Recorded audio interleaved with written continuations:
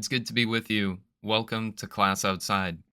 Today, we are going to learn how to program Blender add-ons with multiple Python files. To do this, we will need a code editor. I will demonstrate with Visual Studio Code and the module loader file available as part of the demonstration project available on GitHub linked below. Let's start by downloading the demonstration project on GitHub. Then, open Blender and install the downloaded add-on. If you are creating a new multi-file add-on, you should also start by installing it. Any zipped folder with a file inside named __init___.py should work. You could also choose to start by editing the demonstration project.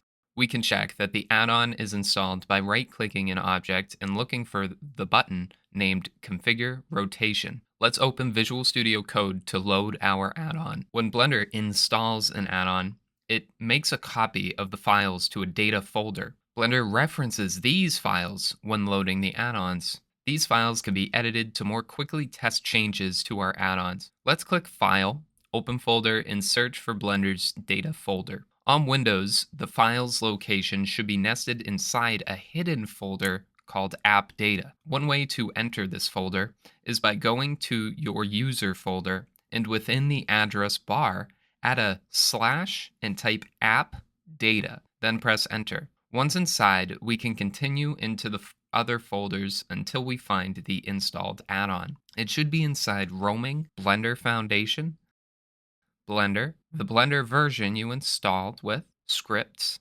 Add-ons. If you plan on coming here a lot, it may be helpful to create a shortcut or pin it to your quick access menu. Here we should see the add-ons folder named Demo Keyframe Rotation. Select it and load it into VS Code. In Blender, every multi-file add-on must start with an init.py file. If the file will be used in your add-on, it should be imported and registered here. Another important part of the init file is the refresh call that's made. This refresh method comes from the module loader file. The module loader goes through each file in the add-on and performs a reload on it when called. This is important because Blender itself will only reload the init file and not load any changes made to any of the other Python files. With the refresh method in module loader file, whenever the init file is reloaded, it will start to reload all of the other files too. So now that our init file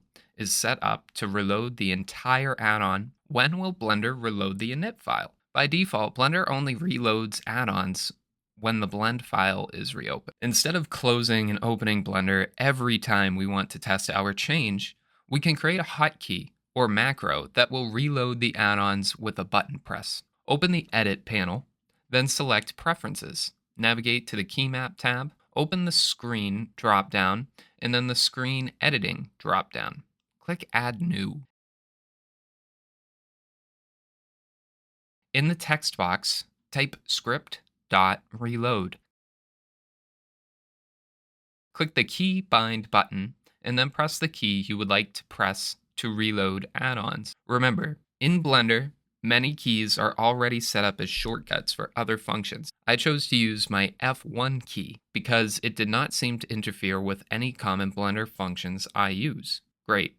Now that we have our add-on loaded and we can reload scripts in Blender, let's change the name of the button to see this effect. Open the interface folder in VS Code and the context button subfolder, and then the UI.py file. The name of the button is here, Configure Rotation. Let's change it to Keyframe Rotation and click Save.